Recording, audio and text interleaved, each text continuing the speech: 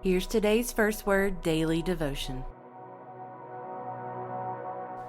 Here it is, February the 26th, and let's turn our attention to Leviticus chapter 14. And Leviticus chapter 14 is a lengthy chapter in Leviticus. I think I'm counting here 57 verses. But remember where we are in the context of things. Chapter 13 told us how a person is sent out of the camp. In other words, this is how you identify someone who is to be sent out of the camp. Well, when we turn to chapter 14 of Leviticus tells us how a person is let back into the camp. Now that's important for us. Two marks of the biblical movement, sin and its consequence, as well as the way back. The way back in. And notice the way back in, according to Leviticus chapter 14. The way back in is cleansing that comes by substitution. And the same is true for us. If we're to be let back into the camp, in the language of the Hebrews, as we'll get into there in our reading throughout the year, we are let back into the camp because one has gone outside the camp and suffered for us. So 13, how a person is sent out. Chapter 14, how a person is let back in. And that comes by, cleansing comes by substitution.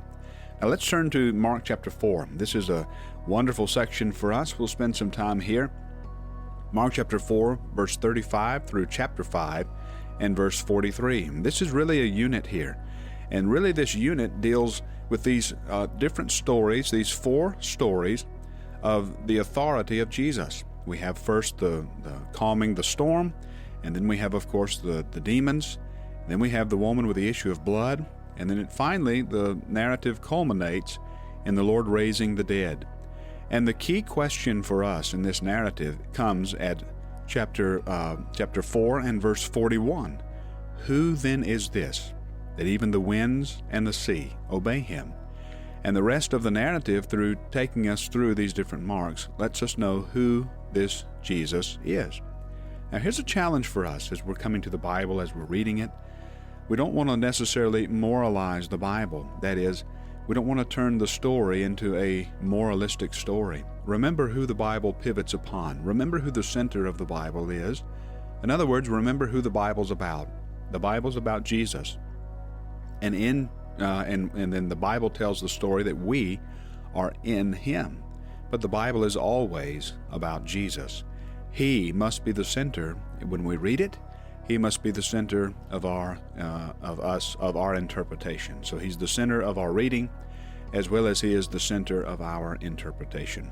So let's look at some of the details just very quickly. Look at chapter 4 and verse 37. And a great windstorm arose. Waves were breaking into the boat, so that the boat was already filling. But I love where he was. Look at verse 38. He was in the stern asleep on the cushion.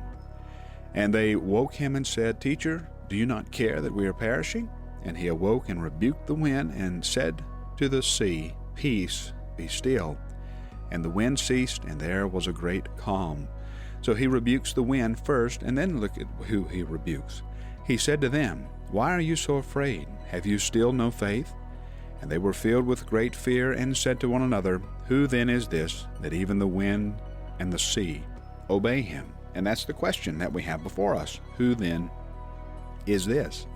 And then, of course, we have this issue of the demoniac, where we see that Jesus is the Lord of the wind, He's the Lord of the demons, He's the Lord of disease, and He's the Lord of death. But look at the reaction of the demoniac. Look at verse 17. And they began to beg Jesus to depart from their region. And as he was getting into the boat, the man who had been possessed with demons begged him that he might be with him, and he did not permit him, but said to him, Go home to your friends, and tell them how much the Lord has done for you, and how he has had mercy on you. And he went away and began to proclaim in the Decapolis how much Jesus had done for him, and everyone marveled. And of course we have this issue then further. Notice again, just going to repeat this because the text, I want you to get it. He's the Lord of the wind. He's the Lord of the demons. He's the Lord of disease. That's what we have next with the woman with the issue of blood. This wonderful time when Jesus says, Who touched me?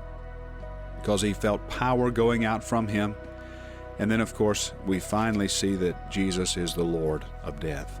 So who is this Jesus?